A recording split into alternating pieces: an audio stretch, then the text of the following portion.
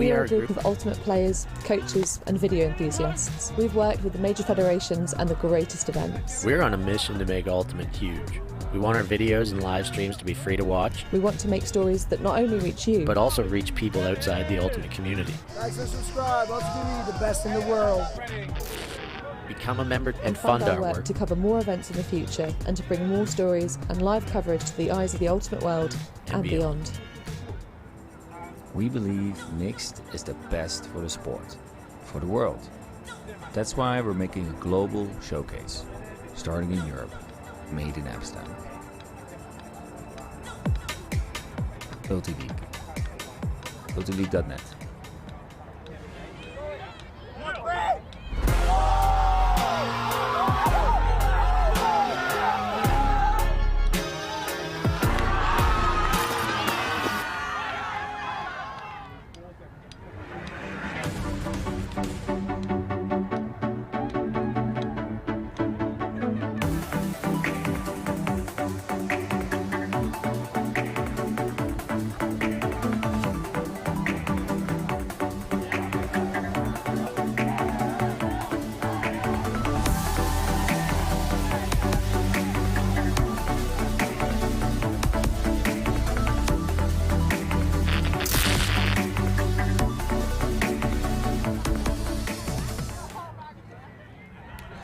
Good morning, everybody, and welcome back to beautiful Bern. We are in the Swiss capital for the Elite Invite, and we've got our first mixed division action of the day from Mixed Pool B. Reading Ultimate from the UK taking on the French champions Sesquidistus. It's Benji Reese in the booth alongside Charlotte Terrasson. And Charlotte, Sesquidistus was seeded 8th coming into this tournament. I think it's not unfair to say they were a little bit underseeded. I totally agree with you, Benji. I think this is not the seeding you would expect Sesquidistus to be at, but the thing is they haven't taken part to any European event lately, so they cannot be seeded so well. However, they did win the French championship this year a few weeks ago, made gold for I don't know how many times consequently, but for sure they're gonna give a hell of a show, and can't wait to see how this Sesquidistus team will look like this year. You can see us in the booth there alongside Steph Rapazzo, who's manning the stats desk today. Look at that wave, what a charmer. Very nice t-shirt as well, Steph. I need to get myself one of those. Oh wait, I actually have one of those. Isn't that nice? Both of these sides had mixed fortunes yesterday. For Reading, a 15-5 win over Smog in the morning before they kind of ran out of steam against Disconnection in the game we streamed yesterday afternoon, going down 12-9. Sesquidistus, they beat Smog 15-7 in the afternoon, but a rip-roarer of a game in their first one against Disconnection, where the French side emerged 14-13 victors. A victory here would guarantee they top the pool, but Reading win, and we might have some three-way ties shenanigans to try and decipher.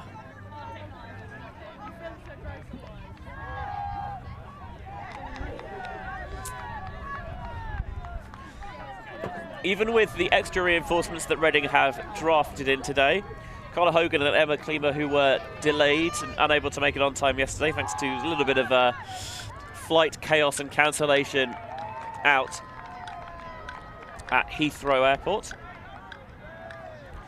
They've added numbers to their roster. They're going to see if Rachel Naden's fit enough to go today as well, after she took a knock to the head yesterday, and she is out here on this first point as well. It's Reading beginning the game on offense, and there is a pick, so we're just taking a little bit of time to get fully up to speed.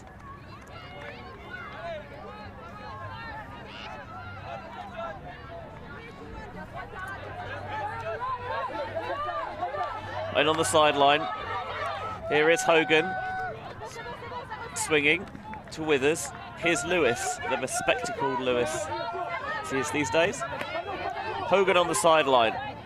We know he can open up the field with his throws, but so far they're just trying to keep things in rhythm. Hoagie goes off downfield. Wedge, the Canadian, coming underneath. Of course, played for Great Britain at the World Games. Down the line to Withers. Withers is going to put it, he's got a target that he likes, and it just floats over the head of the defender and plops gratefully into the lap of Sam Wilson, and Reading with a clean hold to start this game, and they take a 1-0 lead. Apparently, Sesquidistus chose to get a person defense, but with lots of poaches, like not obvious ones, but more trying to get a bit in the way, block the obvious options, and Reading made their way through that defense pretty well, not looking much concerned and playing what play they looked like wanted to play. In that first half against Disconnection yesterday, it started a bit sloppily, and then both sides really hit their offensive straps, but by the end of the game, the lack of numbers, especially on the female matching side, definitely hurt the Brits with the extra reinforcements today. They were kind of joking that it's like a whole new team out there, even though there's only a couple more of them, because they just feel it gives them that extra bit of energy, and Hogan and Klima are big characters in the group as well. I mean, fresh legs, it's always a plus in your team. Even if it's only 2 games they missed, that's a lot at this level with these strong teams. Whereas Sesquidistus bringing 23 players, or 23 chumps, as they were described to us by someone in Reading's side, which may be a little bit optimistic given that they are the French champions, but I like the positivity. Anselan sneak gets that one past the advancing Joe Brown, and that one's shot towards the end zone, an overshot, and Hutchison is just going to do a little Mac line practice and tip that one further out the back of the end zone, give Reading time to set up.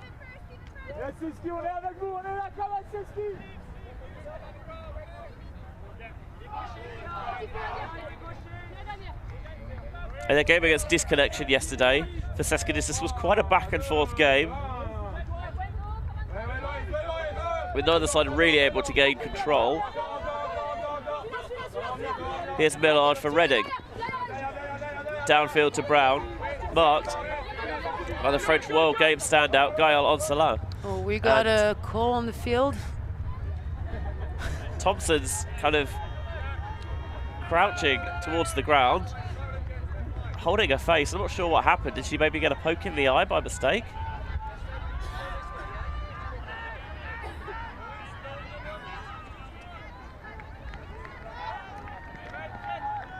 Might have been some contact indeed, but Must admit, I was focused on the disc, so I didn't get a chance to see it. let's have the replay here. Oh, this is the replay of the previous action. Yeah, this is the turnover. It's just shot down the sideline, but it's overthrown, and Yeah, and nice positioning from the defense to prevent any attempt of layouts to save that disc. Thompson's going to take an injury sub. Hopefully it's nothing major. For her sake, for Reading's, and because it's never nice to see people have to come off. They're bringing Wedge on, who is a more than capable replacement, Canadian for Canadian. Don't mess with Dudu.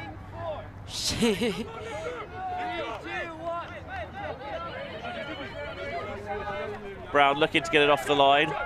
Be careful of those feet of Anselan, because of course they footblocked Dylan Freechild in the quarterfinals at WAC when he was playing for Moodcatchers.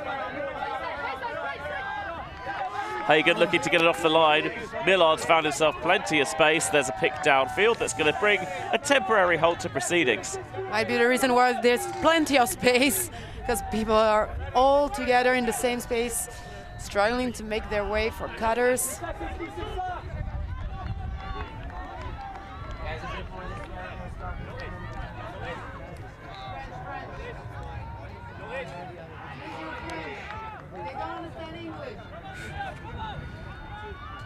Disc eventually going to be checked back in. Millard fakes Lou out of that space. Little air bouncing reset to Hutchison and the lefty. Oh my word, he way overthrew that one, but it's tipped, and I thought the tip might give it a second lease of life, but in the end it was necessary to just prevent someone coming in there and mopping up the chest. Maëlle Manontin getting a palm on it. Great reaction from her to get a defense, a second hand on the defense. Luckily, there was no one behind in the end zone, because that disc got perfectly tipped. We know that Sesquidistus enjoy a lot playing tip line for warm-up, and we see some skills here, but you have to forget about this when you're playing defense. You want to smash that disc to the ground. Nice little inside break to get the possession rocking and rolling.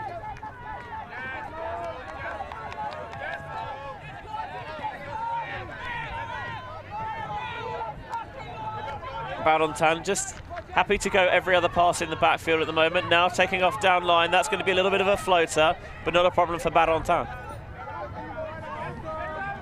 Into the backfield and dropped.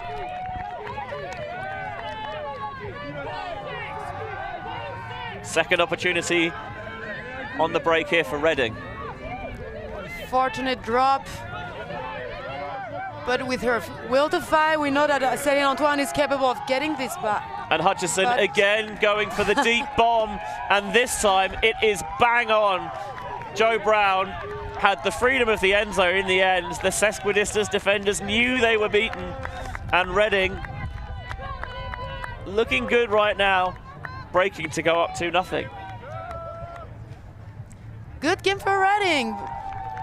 Let's see how they manage to keep this advantage, knowing that they also started that way against Disconnection, and Disconnection made their way back to take advantage against them. Obviously not full squad Reading, but still, you know that these are things that can happen, so stay aware. I mean, Reading, they know about it, and they're gonna keep their mind into that fight, same way they've been fighting for these 2 points. You're looking at the replay of that scoring shot again. It's just a busted coverage, and Joe Brown does not really have a marker, and he notices that and is like, thank you very much, and he takes off deep for the score.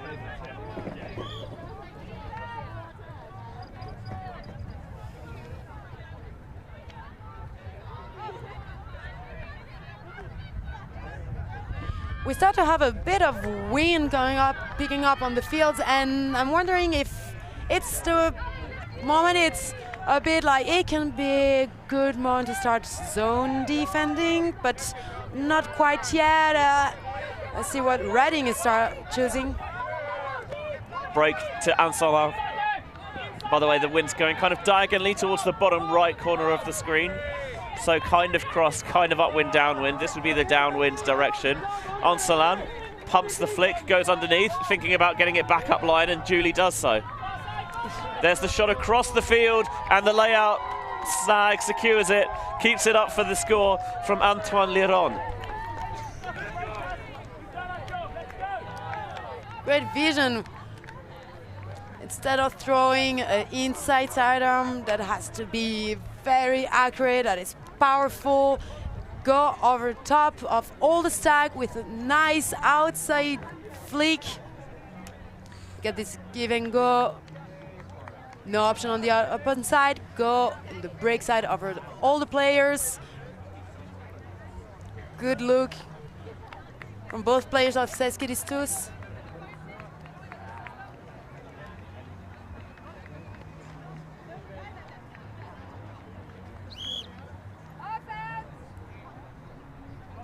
So you can hear the whistles from the scorekeepers, helping the teams keep to those time limits, make sure the game keeps going at a reasonable pace.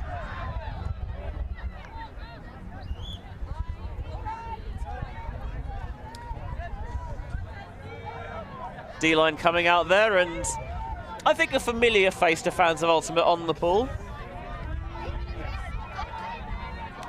Nasser Mbaye-Vogel, who I see has chosen to get his age as his shirt number. I'm sure he won't appreciate me saying that, partly because it's not true. Because as we all know, Nas is ageless. That one low, but Hogan gets down to save it. And now Hogan trying to open up the arm. Brilliant inside backhand that withers with the full fat milk with cream for the score. They missed that a little bit times yesterday in the game against Disconnection. Their deep shots were not on point, but the shapely inside out gets the job done. That was a quick point from Reading compared to the previous ones we had. Not letting much time to Sesquidistus D-line to show what they've got. But definitely Reading showing a good, efficient offense. Yeah, the Withers actually is the player who throws it to Hogan and then charges off deep down that side of the field. I think maybe with a bit of some better communication here from Sesquidistus, maybe they can pass that off. You can get a really good angle of this on the drone. He sees that he's got a couple of steps deep and just continues that cut. And that is a beautiful throw from Hogan right down Broadway, just opening up the center of the field, that lovely little shape. And I'll tell you what, expertly cameraed by the drone footage as well. So, well done, Milan. Give yourself a pat on the back.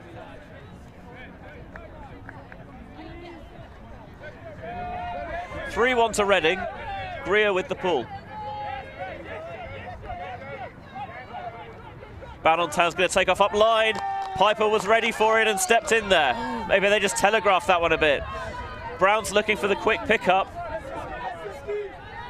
Can't capitalise though. Now the stall count's going to rise. Finds Thompson in the centre of the field. Looking at the end zone, maybe awaiting the next pass. Scythe the inside breakthrough, and then Greer is off the hand of Brown, but he keeps it up. I thought for sure it was going to be turned. What a grab! What a second effort here. I mean, our first early turnover in front of the end zone for Reading, and this grab. I thought it was a drop and just turnover, but no. Reading player fought for that one.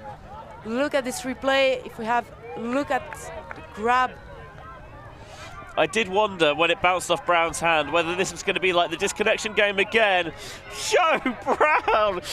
I did not do that justice first time round. That's ridiculous. I mean, should he have got it first time and not had to do that? Yes, he should. But why not give the fans at home something to cheer about? Oh man, this grab is ridiculous. I still cannot believe he got the reflex to turn around and get this disc. And what direction? Like, beautiful. He'll have he's got a few fans at home, including Annabelle and Lily, aged 3 and 1, who probably don't quite understand what's going on. I mean, I'm 30 and I don't understand what's going on a lot of the time, but hopefully Dad made you proud.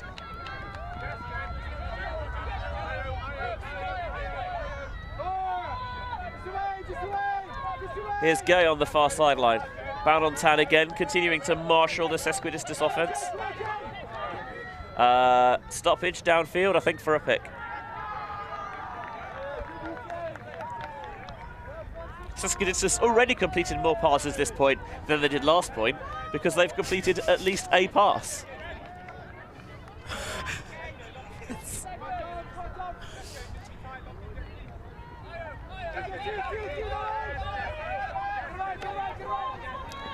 Reset into the centre to Petitot. Petitot towards the end zone, trying to hop that one in, not quite going to be there. Faking the reset to Monet. Monet is, the pass is not in the end zone, checked back in. Monet will try and squirrel his way free, he will get it as the reset. Swung to Badontin, faking that bigger round, now she's going to offload and take off up line. Sesquidistus trying to move in and eventually they find a player in plenty of space for the score. Looking like the 16 shirt of Petitot. Good job from Sesquidistus. What frustration to get so close to the score several times. I mean, 2 times. That was few centimeters to be a score and still have to swing it, dump it. I mean, they did it really well. Keep this patience, dump the disc, wait to restart the stall, and then find Petitot for finally scoring this point. The few centimeters missing were here.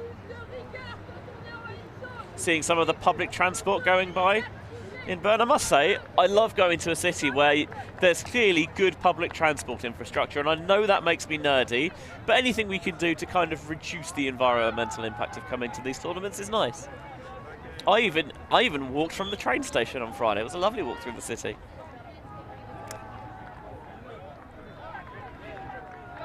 It's also nice when you come to a location that is properly in the city, because it means that you don't have to, worry about getting to an airport and then. Yeah, for this you need cities that have cars. human size. Yeah. And not these ridiculously huge cities. Welcome to Switzerland. Nice country. Very much Back to enjoying the my game. time here.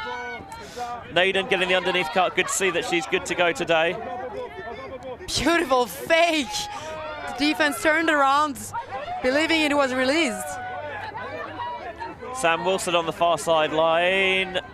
Stoppage for a foul.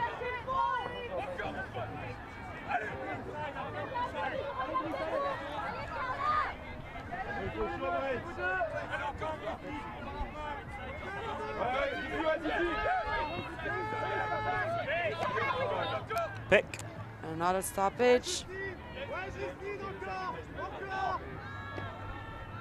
Lewis clears out of the backfield space and Collins comes through.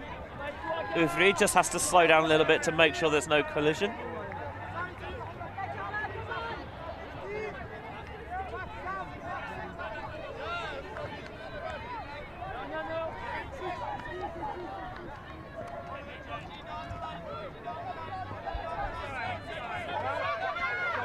Collins swinging again to Wedge.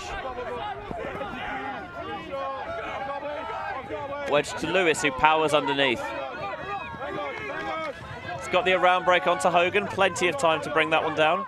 And Hogan again showing off the big arm. Lewis is the target this time, but there's going to be a crowd of bodies underneath it, and it's tipped towards the back of the end zone. No way! Lewis made the catch. Whether he was in bounds, I could not tell you. You can have a look at this replay screen if you want. You're not going to see a lot of good from it.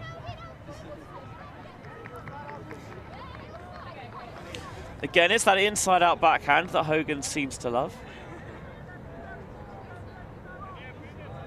A lot of bodies under this disc, but whether it's in or out, I love the Reading will of getting all these discs, fighting every time possible. The red line. Okay. Yeah, the hand was on the outside ground first. What beautiful action, though. Really nice. Sorry, I was just going to say, if he could have just kept that toe down a fraction longer, it would have been in. But I think we can call that one for ULTI.TV.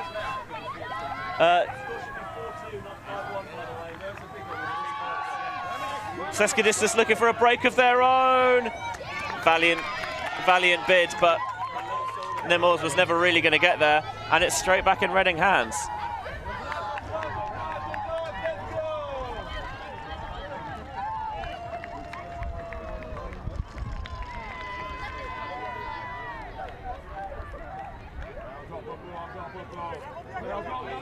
So Lewis picking up, second chance at it for Reading after the O-line surrendered their first turnover of the game.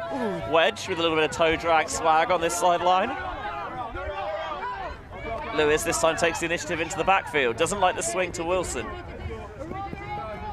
Hogan underneath is a little bit too close to Michon. Lovely inside break to Naden, who wants to, well, thought she might bang it deep, but instead finds Wedge. Wilson striding through. I really enjoy playing with fire on this sideline. Utilising every blade of grass if they can. Now they're going towards the far end of the pitch. Hogan. Lovely inside break to Naden, still not in. Oh. Wedge jinking and jiving, gets enough separation, and the around break from Naden puts Reading 5-2 to the good. Beautiful around, right around the defense. Really avoiding defense and coming back in the hands of the Reading player for the score. What I like there from Naden is obviously she's kind of seen that they've got a one-on-one on Wedge. That's the option she likes, and then with this around break, she's not staying perpendicular with that pivot. She's actually pivoting at an angle slightly backwards just to give her a bit more room to get that around off, rather than just thinking being laterally. Of course, you can go the full 360 with that pivot. And she used the use the angles well there. So 5-2 Reading lead now. And they joked before the game, as you know, with 2 extra players, we're a whole new team. They might have been right. It depends on the players. Do they have a big role in the team? Are they one of the main handlers, or are they top scorers? Depends. Or just someone who knows to block properly some throws, or knows how to make space. Depends on the importance of the player, what role. And I think it's partly a mental thing as well, just saying, look, we've got fresh legs now. We can put yesterday behind us and just say, you know what, new day, let's see how things go. Monet to Ancelin.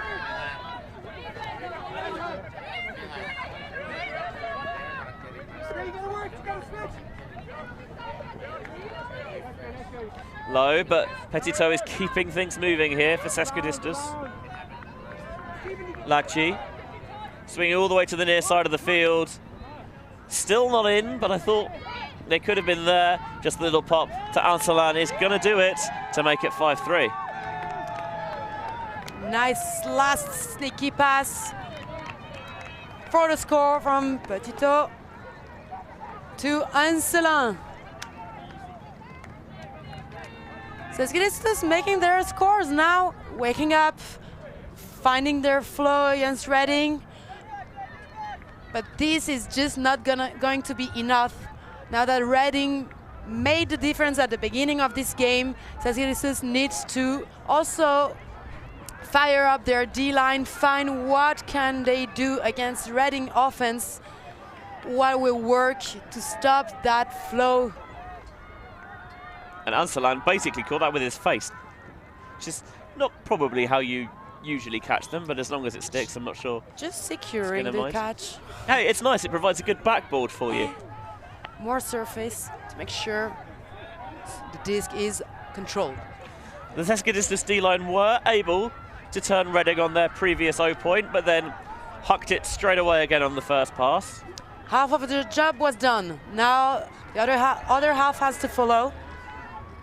So let's see what this D-line has to show.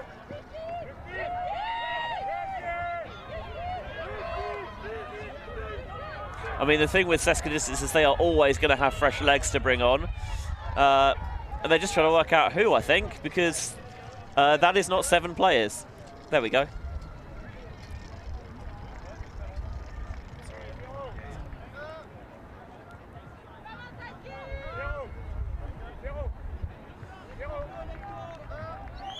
Mbaye has it in his hands to pull. I think Sesquidistus is just mixing some matchups a little bit. And here is the pool that's got plenty of gas on it. They think the edge is going to take this out of the sideline, comfortably out of the sideline and comfortably too deep. Clearly someone had whatever the Swiss equivalent of Weetabix is this morning. Enjoyed the various breads and spreads on toast on tap in the bunker. Oh, there is Weetabix in Switzerland, I'm being reliably informed. Okay, fair enough.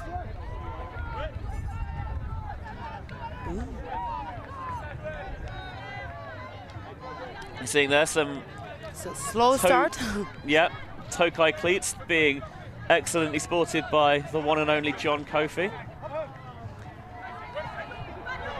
First pass is the inside-out backhand break.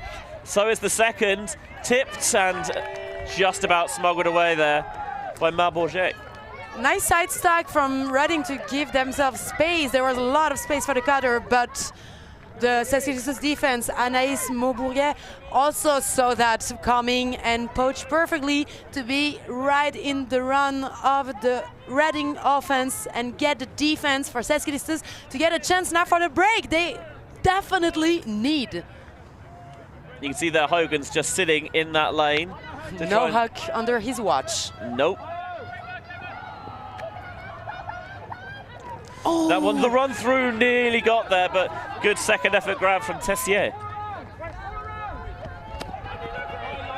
Mbaye. Lewis making himself as big as he can on the force, blading it over the top. Wilson just was completely unsighted. Again, the nice outside sidearm to get on the other side of the pitch over all the players. And that one maybe a little bit over-ambitious, trying to lead Kofi all the way into the end zone. And then Hogan sells Wilson short. This is pretty fun because we had the exact same situation. Wilson going for the defense and John Coffey stopping to avoid the contact. And that was kind of a dangerous play that we saw John hesitating to call. And now we have the exact same situation, but Tessier going for the bid on defense and Wilson stopping to avoid contact. But he's calling the... Yeah, I don't think Wilson was ever getting there. I don't think so either. I mean, that was to the turf, at least 1 meter in front of him with a beautiful layout that would have been hard as well. So again, this is our point of view. Players are talking on the field. Anselan's come over to help mediate some discussion. Wait, is the Spirit captain supposed to come directly, straight away, as soon as there is a call? Because normally players are supposed to talk together and in case they need translation or help, call someone. Yeah, I do wonder if maybe there is some translation problems. Maybe not sure how good yeah. Tessier's English is. I'm being reliably informed by Steph that it is not good. Turnover stands, by the way.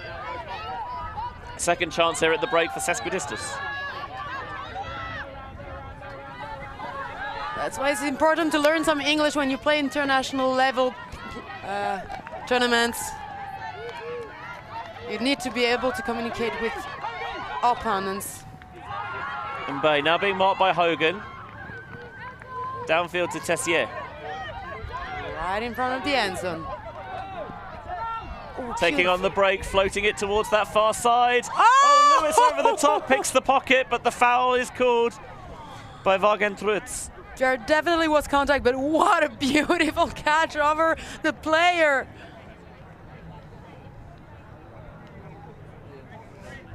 Lewis just flying over French player.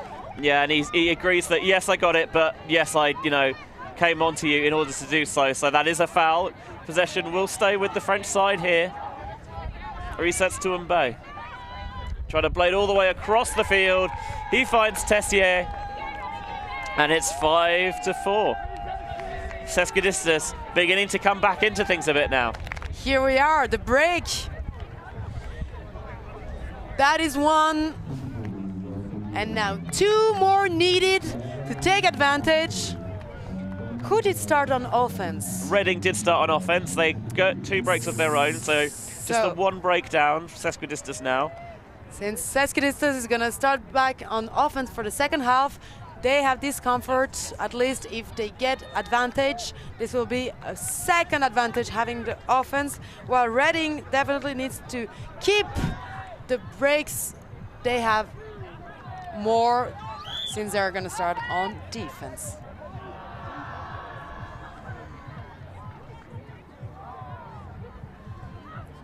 Having just been broken, you wonder if there's any changes that Reading will make here. Are rotating some players through. Trying to make sure they don't have the same thing that happened in their game against Disconnection yesterday, especially because there were a couple of real marathon points in that game. And when you're short-handed, that's the last thing you need, is one of those grinders that just takes it out of everyone. Yeah, there were long points, and in case you don't know what we're talking about, you missed these games, don't hesitate to go watch them on ULTI.TV's YouTube channel. Every game streamed from the tournaments are available to watch even after the live streams. Yep, on demand for posterity, and they will always be free on our YouTube channel. Here's Andy Lewis, who has opened up an absolute howitzer. That Wilson jumps into the end zone, does he? Not quite. Discussion whether it's in or out. I mean, French player looks pretty sure Lewis landed right on the line, pointing at a precise spot. It's a little bit like we're at the French Open in the tennis, and he's pointing at the mark in the clay. Wilson picks up. And on the next pass, he duly finds wedge for the score. That was a really beautiful hack. I mean, Lewis making the distance with his player, who underestimated maybe the situation, didn't think that the hack could go, maybe due to the wind or just not thinking about this option, and Lewis making this gap bigger and bigger. Indeed, it was close to the line. Lewis making great job jumping and trying to keep this in the end zone. But you do see this often where, you know, a team thinks they're in off the big huck, they're a little bit short, and then they just can't quite get over the precipice, and they turn it over in the red zone opportunity. Yeah. Not this time for Reading. Good patience, good focus, and no throwaway from Lewis to score another point for Reading.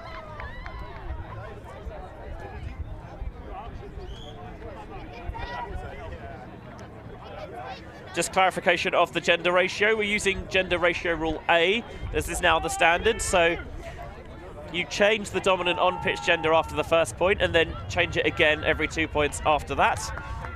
And the dominant gender on-pitch numerically also pulls as well. Ansalan finds that little seam through to Barentin. Ansalan scuttles his way past Brown. And now they're redirecting the flow of traffic towards the far side.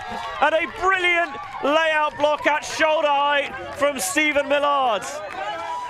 Thompson picks up and Thompson jacks it. Millard looking for the bookends. He's not there just yet. He's on the end zone line, but the offhand to Brown will get the job done. Reading break to restore their 2-break advantage at 7-4. And what a way to break as well. That point was all about Stephen Millard. What a layout defense. Man was flying. I love this flying people for defense. Oh my gosh. I didn't think someone could extend a layout that much. Look how far he was. And a high one, unexpected layout, but really appreciated by the Reading team. I love as well, A, that the team got so hyped about it. Like, that's the kind of thing you want, that big energizer. And B, just the casual adjustment of the sweatband afterwards. Like, just another day at the office. Loughborough Uni product. Duty's done, job's done.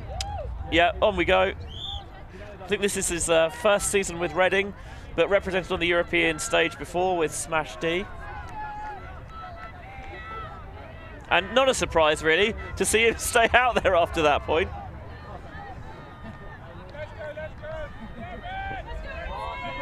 Paul fielded on the roll at the back of the end zone. First pass to Barentin. Maybe she's got like a bit of climbing chalk on those hands to just provide a little bit of extra grip. Instead of wearing gloves, you can make this magnésie, we call it French, to avoid sliding, which gives you those white hands. Monet. To Ansalan. Fusing the break side throw. But everything is very handler-led at the moment. Got a pick on the field.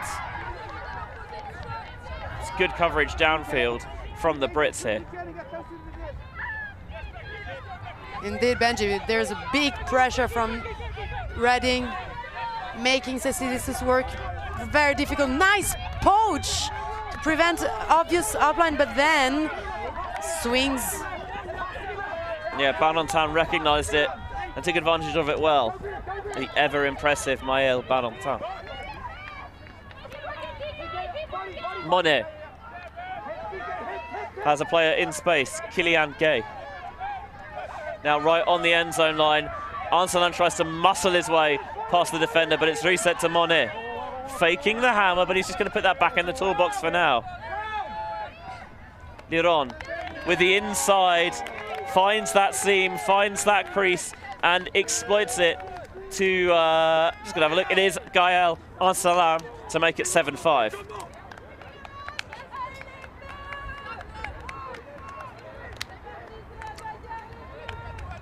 Good job for Sesquidistus using, as we were saying, the poachers to just adjust their offense. Okay, this one's not possible. Let's use what they left open, because you cannot never cover absolutely everything. If you cover one option, that means another one is open.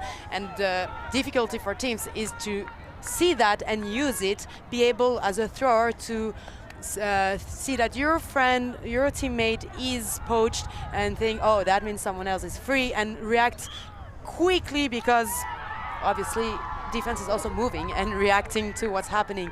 And this Mile Barrington did it really well, using it for a big swing for the team to open up the game, the offense, until they got the score. A big Barrington fan over here. Like, she's not necessarily going to stuff the stat sheet with goals and assists, but she always keeps the offense moving. A lot of give and goes, moving everywhere, attacking disc, giving some pace to the offense. And Mbaye with a monstrous pull to the back of the end zone. 7-5, Reading needing this point just to get to half. Naden with a large gainer underneath. Wedge takes off. Naden fakes the deep look. Wilson towards the sideline. Collins slashing deep. She's the target. Can she get there off the fingertips? So close and yet so far.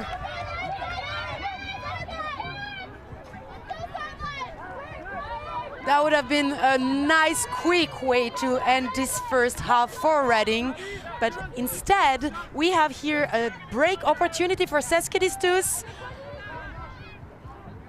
One of the breaks they need to take half, they would need 3 of them, which is still a possibility. It's unlikely, but it is possible, you are right. I mean, if you were able to break once, why not 3 times? Well, you do often find that 1 begets 2, because maybe your opponent gets a little bit spooked and they get a bit out of sorts. But here we're in danger zone. No, sorry, no. Kofi and Mbaye just in the backfield, with Lewis trying to make himself a nuisance on the mark.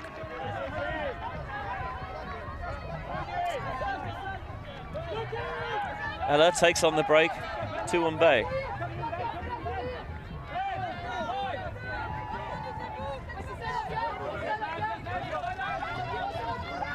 On the sideline, Porosh, the Hungarian, gets it off to Mbaye again. He's looking for that big flick, huck deep. Hogan gets a hand in there before Kofi can get to it.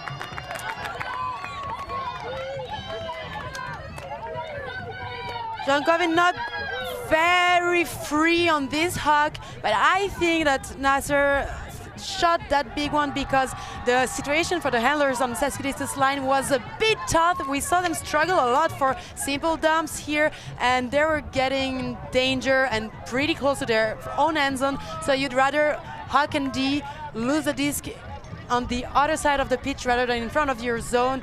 What would might have happened if they kept playing that handling moves here. No clear options from the cutters either.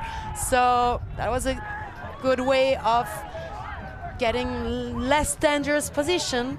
But still, that means you have to get the disc back, which is not a piece of cake for Sesquidistus. It's also putting faith in Kofi that he can go up and win that matchup. But on this occasion, Hogan came out on top. For sure.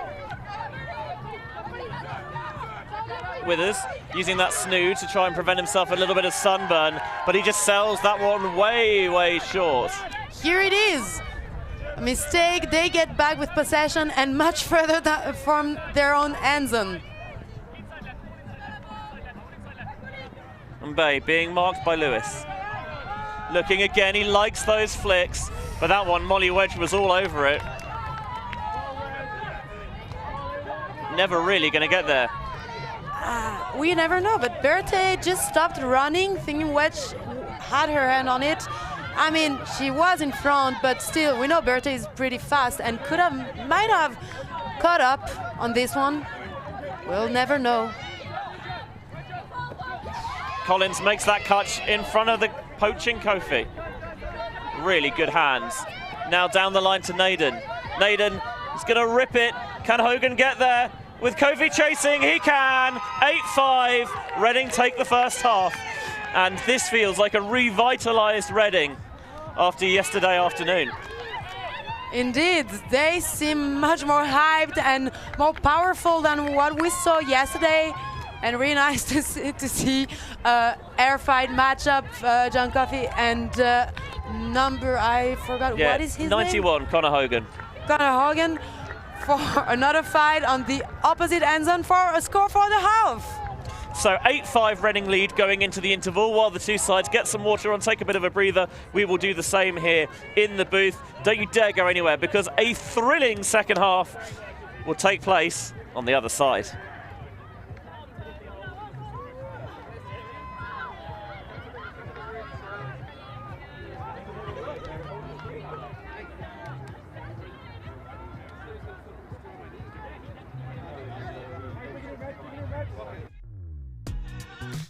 We are a group of ultimate players, coaches and video enthusiasts. We've worked with the major federations and the greatest events. We're on a mission to make Ultimate huge. We want our videos and live streams to be free to watch. We want to make stories that not only reach you, but also reach people outside the Ultimate community. Like and subscribe, ULTI.TV, the best in the world. Become a member and fund fund our work work to cover more events in the future and to bring more stories and live coverage to the eyes of the Ultimate world and beyond. Always on the move? You can keep up to date with ULTI.TV on all of our social media channels. Like, follow, subscribe, share us with a friend or send us a message just to say hey. Thank you for supporting us in our mission to grow Ultimate everywhere.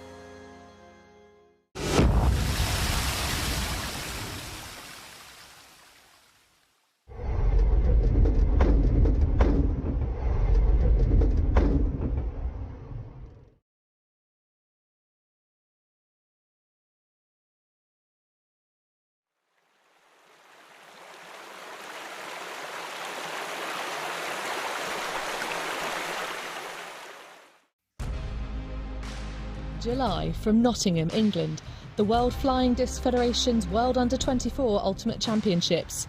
Live all-access coverage, including semis and finals, exclusively at ULTIWorld.com.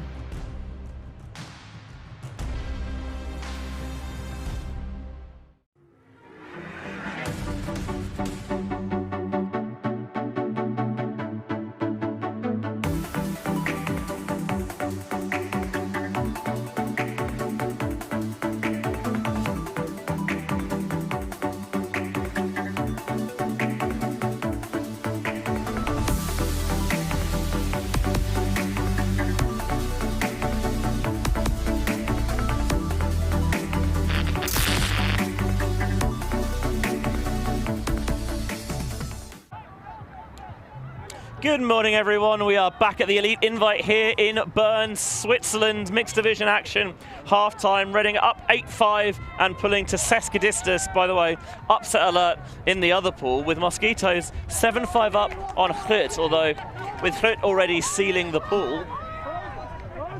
I thought, although actually maybe now they get potential of three-way ties coming into play. One to keep an eye on over there as well. First possession of the second half is for Sesquidistus. Here's Liron. Gainer through the centre of the field. Eyes alert there for Petitot. But not going to find it. Greer gets the hand in the way, charges downfield. Reading are just going to take their time over this one, though. Knight will pick up. Liron on the mark. Millard tries to scuttle free at the front of the stack. Can't get there. Knight doesn't like the upline of Thompson. Instead, breaking to Piper. Piper down the line to Hagen. Hagen, oh, there was traffic in there.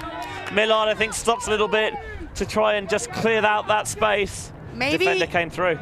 Maybe attacking directly straight after the defense would have been a better option, because Sesquidistus was not expecting that defense to happen now, as we were not, and they could have taken advantage of this and avoid that kind of defense. Beautiful break side throw. It's going to have a little bit of pop on it, but not a problem for Tifan Lachi to make it 8-6. Missed opportunity there for Reading to really stamp their authority on the game. For Sesquidistus, not a clean hold, but I'm sure they'll take it. I mean, not a clean hold, but really cool way to get the disc back. Not on an error, but rather attacking and fighting for the disc you just lost and that you definitely want to take back. Hold back. Get back. We knew what you meant. We got you. You see that this is just simple break side flow. It's a little bit of a poach off there from Knight. And Petito takes full advantage. Hagen close, but no cigar. So yeah, again, I think that taking time for attacking on the Reading side, what left time for Sesquidistus to set their mind on beast mode for defense, and that switch allowed them to get possession back.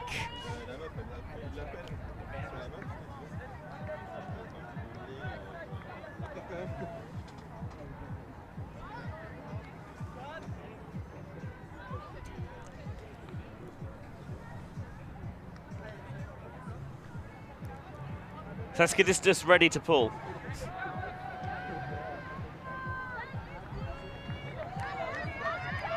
Justine Bru. Skims picked up on the hop by Withers. Centers to Hogan. Wedge isolates and initiates underneath. Now Collins comes a little bit towards this sideline. Collins trying to lead Lewis down the line. Oh, he bobbles it, but he retains his focus to get it on the second effort. Always this second effort for Reading. Now close to the sideline. Withers with an awkward grab, but sticks it. Trying to lead Naden into that space. Beautifully done. Wasn't a huge window there, but got the throw out early enough. And a buttery backhand gets the job done. Nicely poised now, 6-9 on the scoreboard. As you said, Benji, very beautiful put. Just avoiding passing the disc, letting the defense pass by. Look at the... Again, amazing. It's releasing the throw early so that the defender, by the time they're in that spot, the disc is already beyond them. And it was just a little flipping of the hips there. The defender turned the wrong way, temporarily lost sight of Naden, and she was able to worm her way free towards the side of the end zone. Obviously, we talked about the fact that Emma Klima and Connor Hogan were not able to make it in time yesterday. They're here today, but Naden picked up a knock in that first game against Smog, and in terms of getting someone fit and active again, having a World Games player ready to go, not going to hurt your team, really, is it? And actually, both sides here have multiple World Games players out there. So if you needed any reminding of the quality of Elite Invite, there you go. Paul fielded in the gut. And we're back in play. Barentin. Just showing the offhand, but I don't think she's really interested in it. The backhand goes to Anselin. Petito. High release into the center of the pitch. Chenet underneath to Barentin. Barentin faking the backhand. Giving and going with Monet. Slowly matriculating the disc down the field here, the French. Utilising the break side well. Gay to Barentin.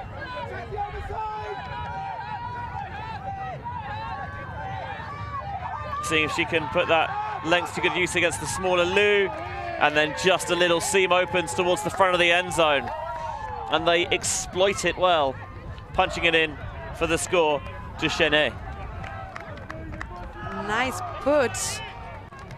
Just on the break side, just a little bit to show off that they can throw on the break side.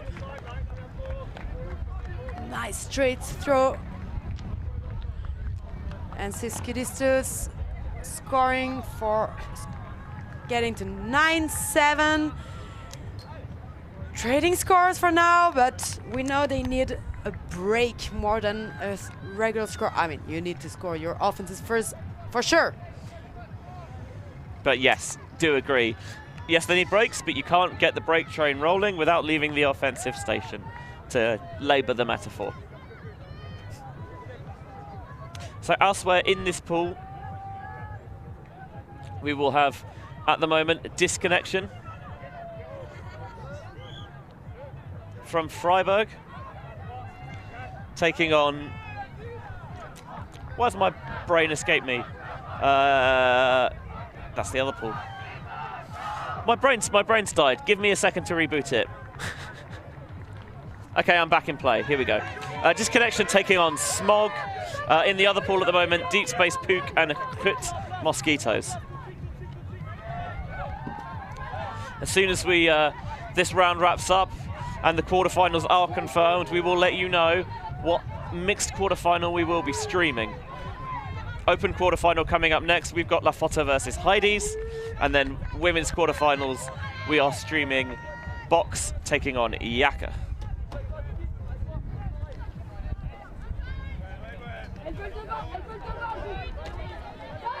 Lewis to begin the possession, being marked by Mbaye.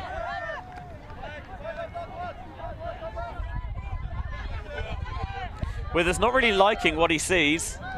Going laterally to Lewis, who wants to huck his way out of a jam. Naden's the target, being marked by Berthe. And Berthe does just enough, or does she, because Naden calls the foul. Reading missing this second attempt that we usually see from them. Let's have a look.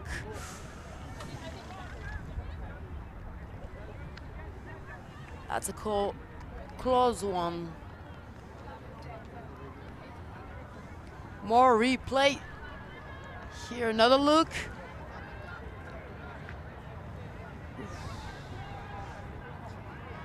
That seems pretty clean defense to me. Berthe doesn't look like she touched.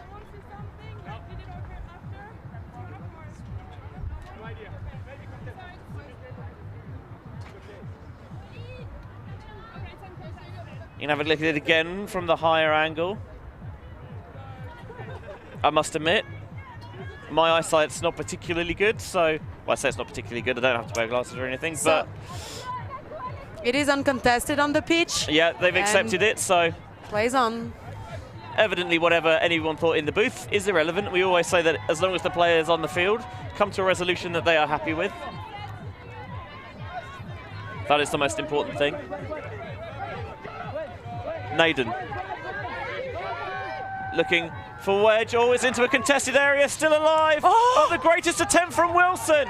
Skyball underneath it and brought down by Sesquidistus. But even the fact that Wilson had the gumption to take that on says a lot about the energy in Reading's camp right now. And Wilson with a layout block to get it back. Well, he couldn't get the greatest, but he's still going to find a way to make an impact on this point and this game. Well, a beautiful reaction from Wilson, getting in the way where he was needed.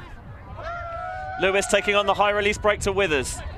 Withers continuing to wedge, who lays out, scoops up the trailing edge, and it's 10-7 to Reading. What a high octane point that was. Great point, lots of action, so many things happening in that end zone.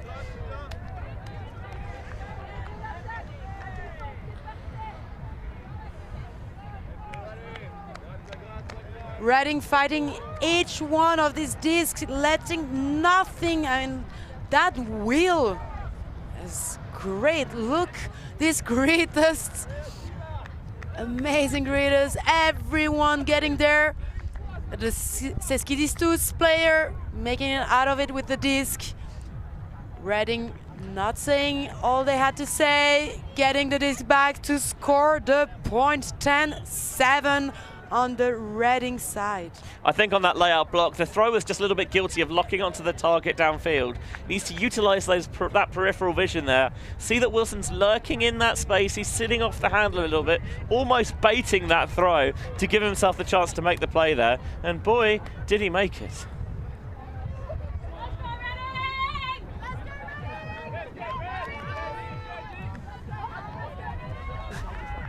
Paul not fielded cleanly, but gets the job done. That one, oh, a little bit awkward. She did really well to stick the catch. Ansala, all low behind, but Liron keeps it up. The lefty Liron just provides a little bit of a different angle. And given his height, you know he had to bend a lot to go get the disc that low. Ansalan into the center of the field. The wind picking up a little bit now. Baronsan reaches, stretches, but gets there. Magnesi working, sticking the disc to her hand. Lachie on the inside. Oh, it is kept alive brilliantly. Beautiful save, getting horizontal. And then, oh, into a crowd of traffic. Monet catches it for the score. Well, that was dicey at the end. Bodies everywhere. I'm glad there was no injury to be called here. Good job from Monet to make it out with the disc in his possession without contact. You always do worry when it's kind of, I don't want to say a hospital pass, that feels ungenerous, but when there's potential of the bid, that is, by the way, absolutely insane. Like, that's so good, proper full extension, and then loads of bodies converging on the same space. And a lot of bodies trying to save that flubbly throw in the end zone. But Monet catches for the score. I'm just relieved that no one was hurt. Indeed. Stay safe, folks. So 10-8, Sesquidistus keeping Reading maybe within arm's reach, but they're still going to need to find 3 breaks to bring this game in their favour. Reading have had 3 breaks already this game. Sesquidistus just the 1, so 2 breaks Reading to the good. But of course, having started on offence, even if Sesquidistus were to get 2 breaks, Reading would still be trading up.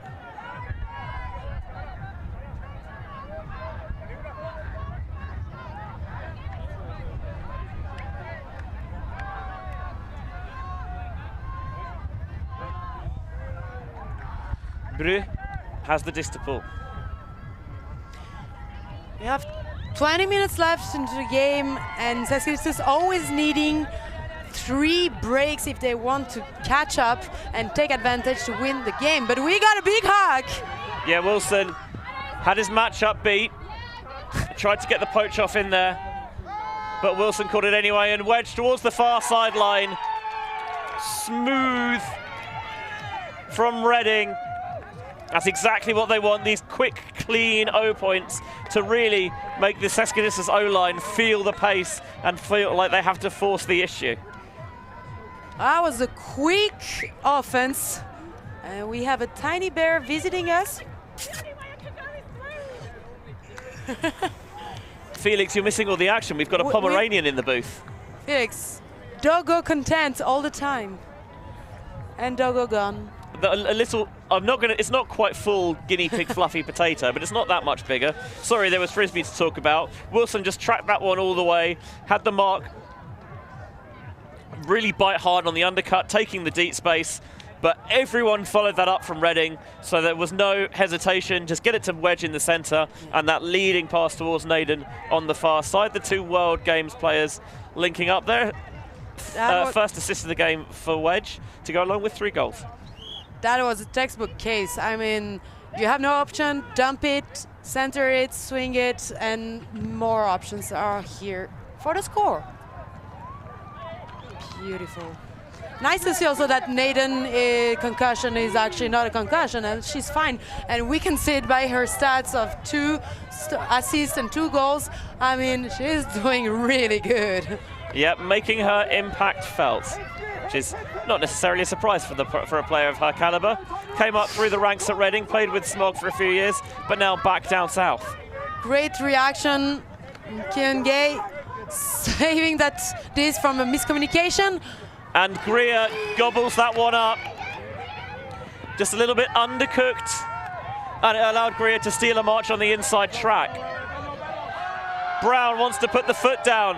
Naden, who's come over to play defense, reads an awkward catch well, but adjusted to stick it. Here's Greer with those long limbs. Hutchison clears out. Greer wanting a little bit of support. Breaks to Thompson. Thompson spearing that one into the front of the end zone. The sliding snag, 12-8 to Reading. And another break for Reading, digging up this gap even more. Reading are a team transformed from that performance yesterday against Disconnection, where they looked leggy, they looked fatigued, and they weren't on the same page. But the players they've got back, not only, yes, you've got more energy and you've got players with slightly different tool sets, but it just has given them so much more of a mental lift, I think. I think, yeah, the players that came later are helping a lot mentally, physically, as you see their stats, how they've been playing amazing this game. But also, I think the fact that the experience they had yesterday with Disconnection was a good lesson. And they probably talked about it this morning before this game also, and got ready that even though you're leading, you have to get more and more breaks, because you want the gap to be as large as possible for the opposite team to have the biggest fight possible to come back. Yeah, I think Reading, A, they know that, yes, the bigger lead you give yourself, the more chance you have of pulling out the win. And B, if they do win this, it's going to be a 3-way tie at the top of the group. You want the largest points difference possible, yes. So you come out on top of the 3-way tie and theoretically give yourself the easiest quarter-final. Although, as we say, it's the elite invite. There are no gimme games. Monet to Barentin, who has a very patriotic tricolor sweatband just above that right elbow, or below that right elbow, depending on which way you look at it. Into the centre, now leading Monet. Player coming underneath, it's Lachi. Barentin. To Anselin. And yes, I know these are good players, but I'm going to use the textbook suspiciously open there because there's been a pick.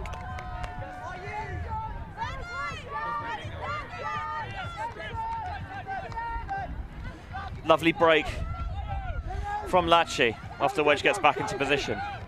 Barentin outside the end zone, immediately resetting to Anselin, using that break side flow well. Sesquidistus, that was very well choreographed. Off that stoppage, they knew exactly what the plan was going to be. But I think by and large, the offense for Sesquidistus hasn't necessarily been the problem. When they have given it up, they've just not necessarily put enough pressure on defensively to win the disc back. And Reading's O-line has been,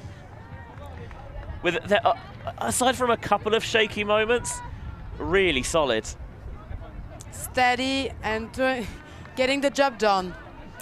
And pretty quickly most of the time. They don't have so many passes each point. I mean, if you look at the stat, the maximum pass they had is 7.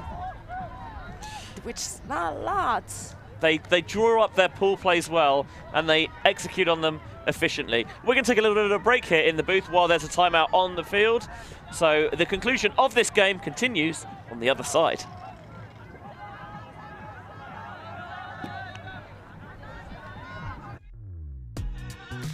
We are a group of ultimate players, coaches and video enthusiasts. We've worked with the major federations and the greatest events. We're on a mission to make Ultimate huge. We want our videos and live streams to be free to watch, We want to make stories that not only reach you, but also reach people outside the Ultimate community. Like and subscribe. ULTI.TV, the best in the world. Become a member and fund fund our our work work. to cover more events in the future and to bring more stories and live coverage to the eyes of the ultimate world and beyond.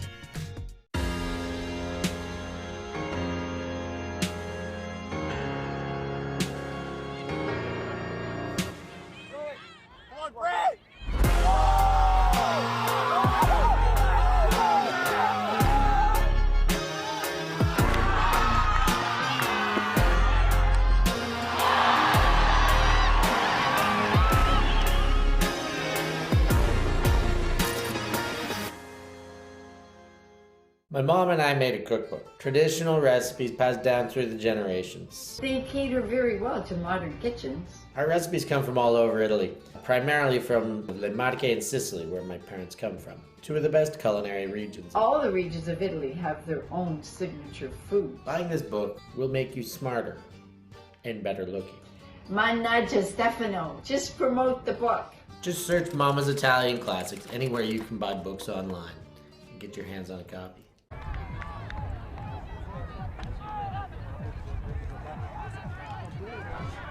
I'm given to understand, by the way, that if you order yourself a copy of Mama's Italian Classics and bring it to a booth, that Steph Pazzo will sign it for you and write a personalised message.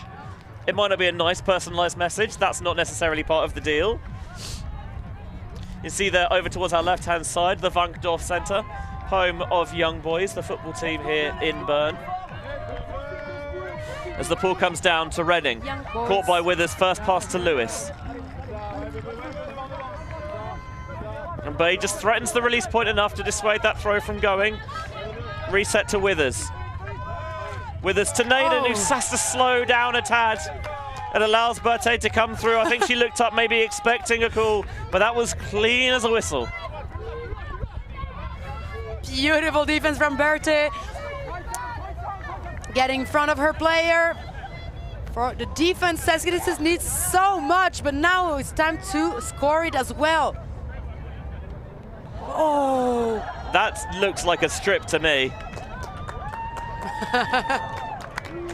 Somewhat ironic cheers, I think, from Bristol towards my right-hand side.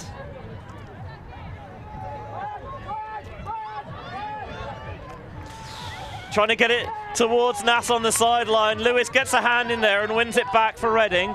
This is what they have been really good at, is when the O-line's turned it over, they've played really good defense to get their possessions back.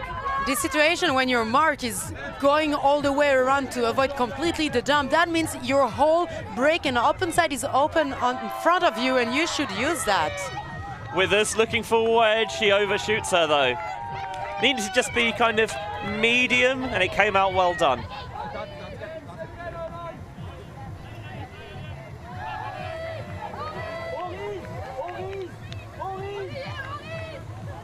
Sesquidistus going horizontal in case you don't hear the sideline going Oriz, Oriz.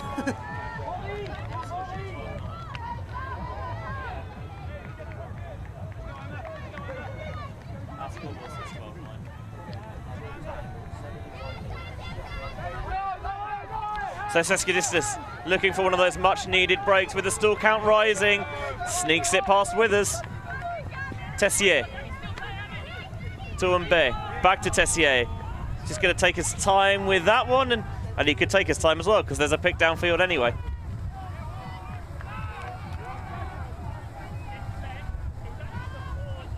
You can hear that Milan's got the drone buzzing around, so we might see a little bit more from that later.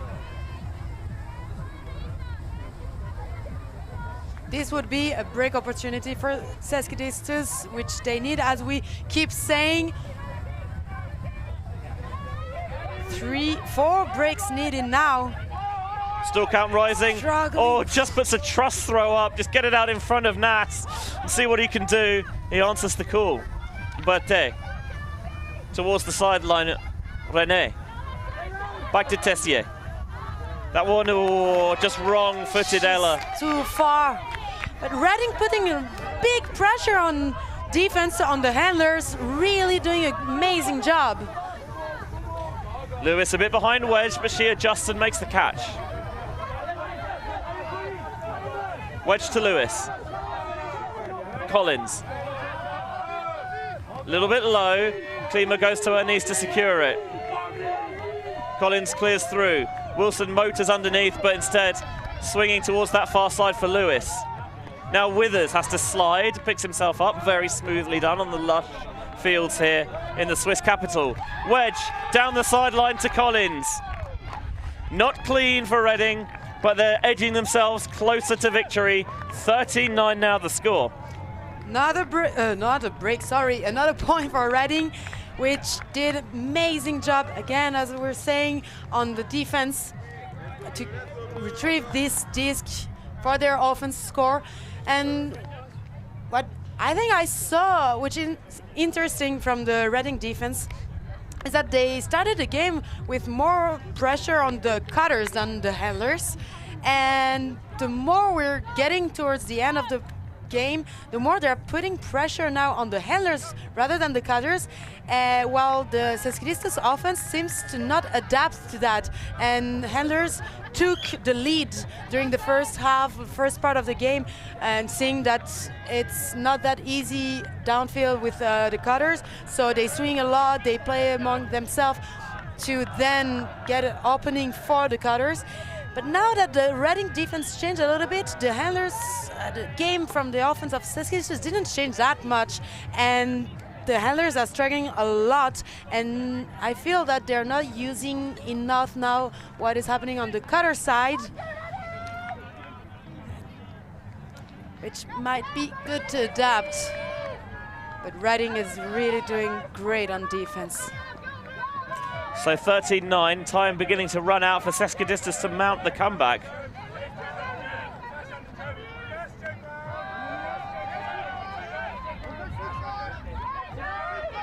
On the underneath, just past the bidding brown, Anselan was remarkably unfazed. Although I'm not sure I've ever seen him phased, to be fair.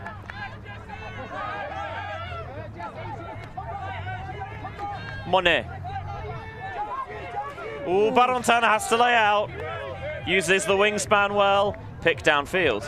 Further than expected, but a real nice save by Barontin. Always throwing herself to the ground if needed. Great air plank.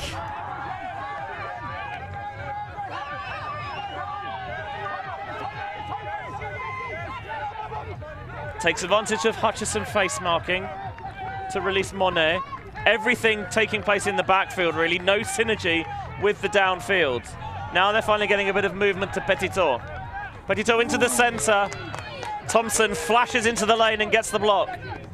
What a beautiful reflex. Now Thompson takes off deep, but Hutchison uses Brown as the first throw. Brown wants to take on the break to Thompson. Instead goes back to Hutchison. Hutchison sees Millard. He's got that one on the money. Millard tries to lead Hogan to space. Barontin's got the size advantage, and she uses it to steal the disc back. Just floated that one too much.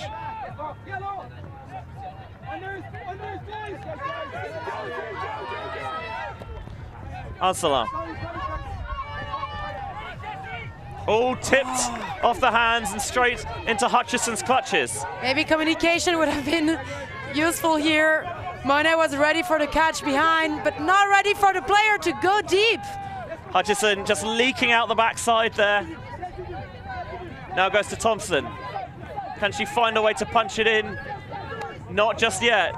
In tight coverage, Millard gets it. Fakes off Lou. Now Hutchison. Thompson at the front of the end zone. Oh, it's a little bit high and it's over her hands. And a second block of the point for Barontin. Barontin wants to open it up. Can Petitot get there? Not this time. I think that is definitely to hell with this. I want to get down the other end of the pitch. A bit too far. The wind also carrying the disc even further than expected.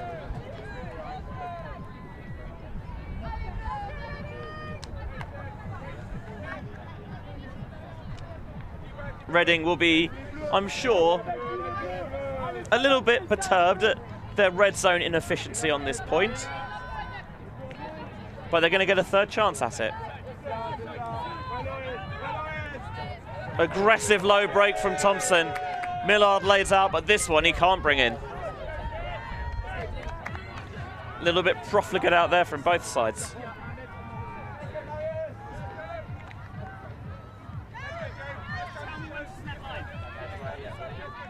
Monet brings it in from the sideline. Being marked by Hutchison. To Ancelin. Ancelin on the inside break. Now they've got a little bit of pace and motion. Ancelin has that break side open up and finds Barentin. Where would Sesquidistus be without her? Well, it probably wouldn't be 13-10 as it is now. A lot of traffic in the break side. All the Sesquidistus running towards the break side when the swing happens. They all know what to do, but the problem is who is going to do it. Luckily, they kept control and just waited. Another dump, another swing, and a break side throw for the score on Sesquidistus' line.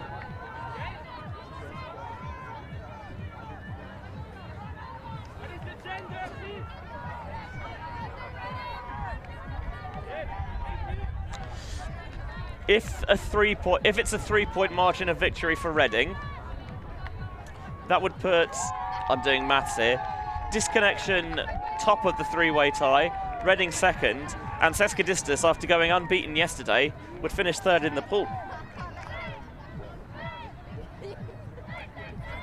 So if they want to avoid that, they've got to start mounting some breaks. Seeing there the impact that Barentin has had, not necessarily been faultless with the disc, but it's clearly made a huge impact on the team.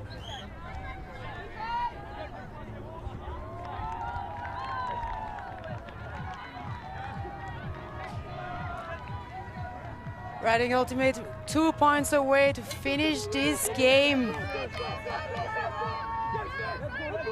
Withers catching the pull. First pass to Hogan. Wilson taking off deep. Well marked out on that occasion. Withers wanting to roll it down that sideline for wedge. She's got it. She's got it in bounds as well. 14-10, one away from the win. Just seemed to sneak that one. I don't think Brue was expecting it to go. That's the nice and easy, quick offense Reading has shown so far. And they were able to get that one in just before time expired. So, I mean, whatever happened at this point, it is game to 15. Reading going to take a timeout to see if they can break here, because I think a 5-point margin of victory would give them top place in the pool. So while they get their heads together, we're going to take a slight little step away here in the booth as well. Don't go anywhere. This game finishes after the break.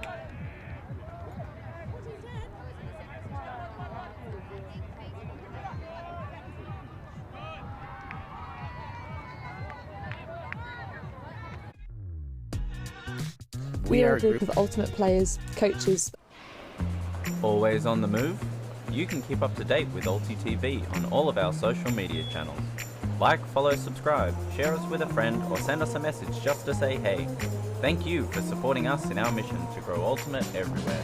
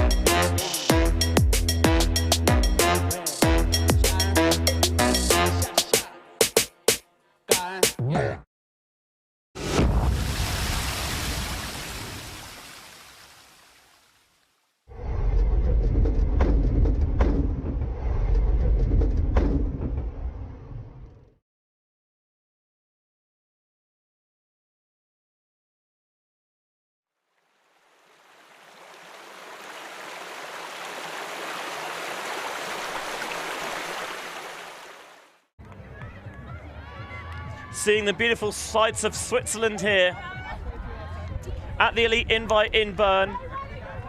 Reading 14-10 up on Sesquidistus here, looking to break for a 15-10 victory that would see them top the pool. Let's see what they prepared us during these timeouts for their defense.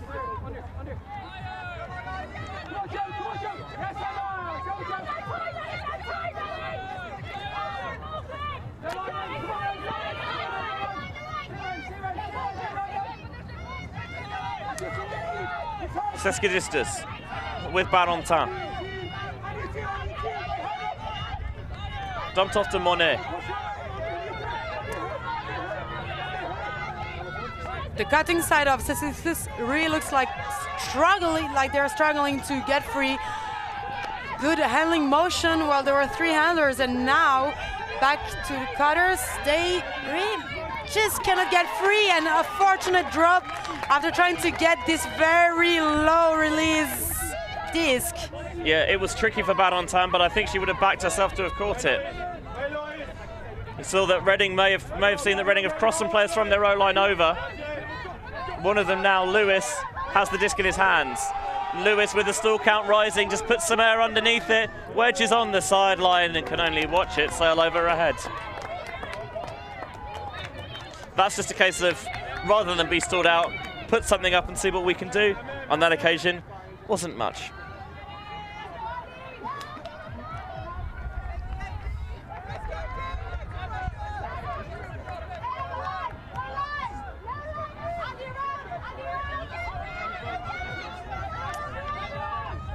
Monet picks up. Resetting to Bern, who dives in the backfield and keeps it up.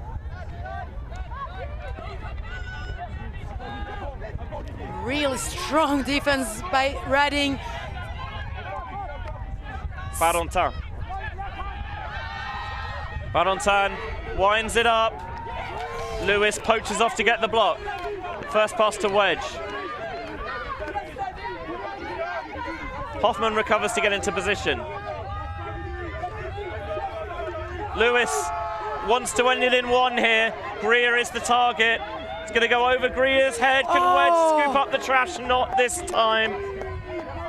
Just about for every Reading player. All of them were getting there, trying to help their teammates, but just a bit too far.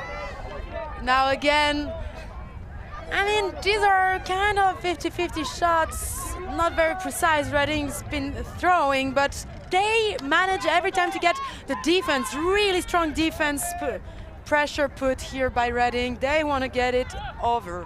And Sesquidistus, I think, no, they haven't got anything cooking at the moment, so they are going to take a time out, and we're going to cook up some brief messages for you as well.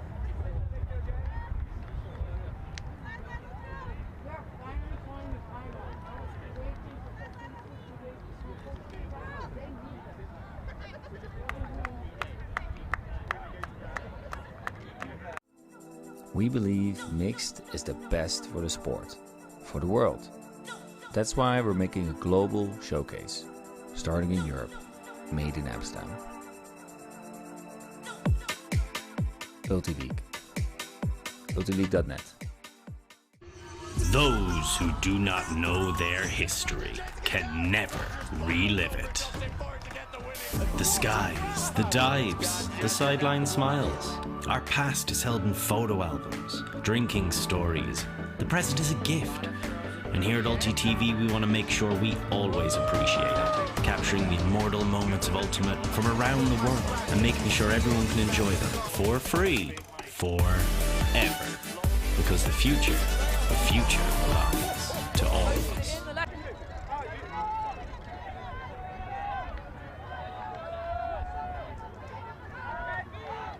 The EUF Elite Invite from the Swiss capital. Clearly the action's a little bit too much to handle for some.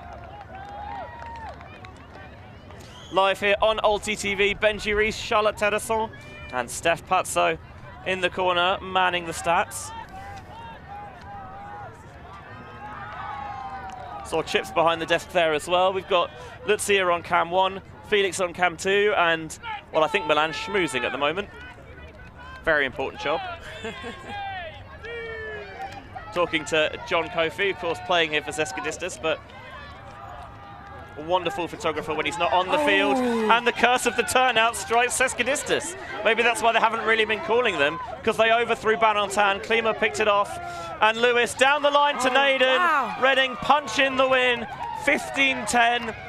Gonna have to do the calculations on the points difference as to how this shakes out, but I'm pretty sure this puts Sesquidistus in third, and Reading might have stolen the top of the pool with a rip-roaring performance this afternoon.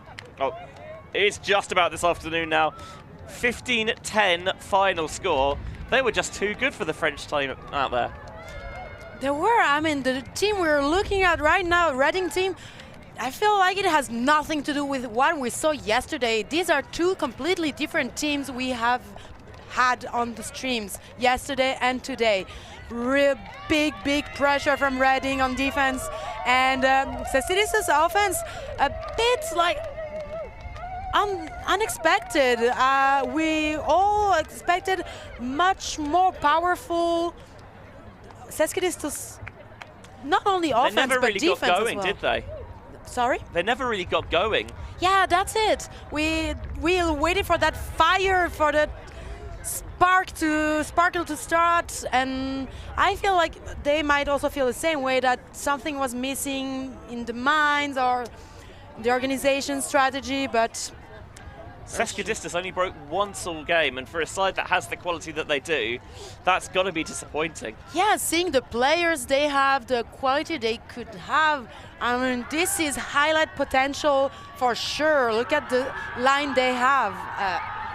By the way, you might hear some screaming in the background, because this is an enormous upset. Cruz 11, Mosquitoes 13. Mosquitoes taking the win over the European champions. And I'll tell you what, if you had that on your board before the tournament, fair play, because and I think many others did not. So, how these pools are going to shake out is going to be really interesting. We're going to have to dive deep into the calculations to work out what games we're going to be bringing you in the mixed division from our quarterfinals action this afternoon. You're just having a look at the stats there. On offense, both sides had the same number of clean holds, but the difference was Reading, when they did turn it, able to get it back on a much more consistent basis.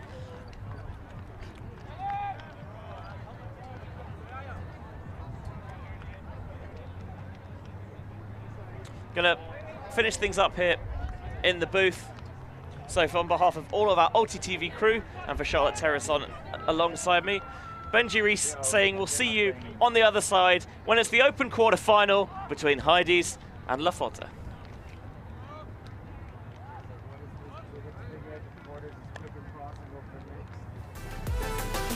Everybody dance, don't stop. I just need a minute to find out what I'm feeling, cause I'm about to go nuts. And I love what I feel.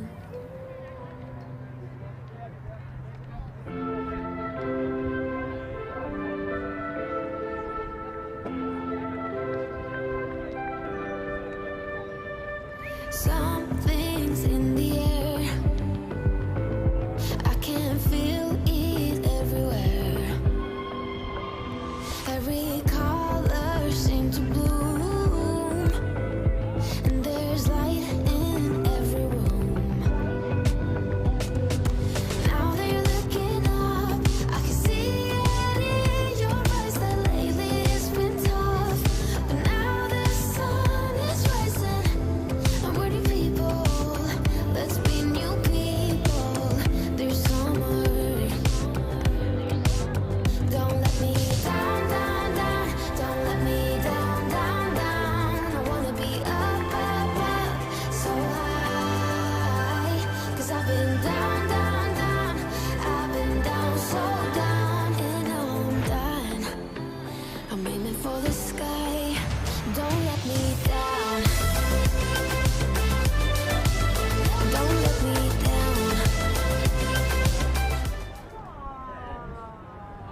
Thank you. Thanks. Merci beaucoup. Yeah, Ultimate.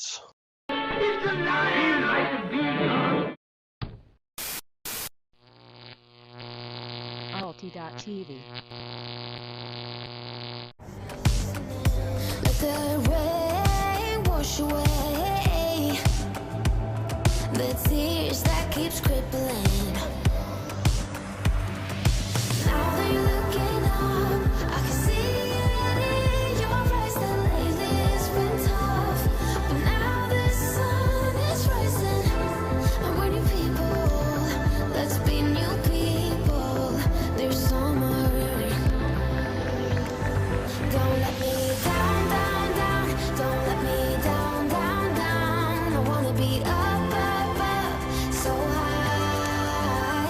'cause I've been down.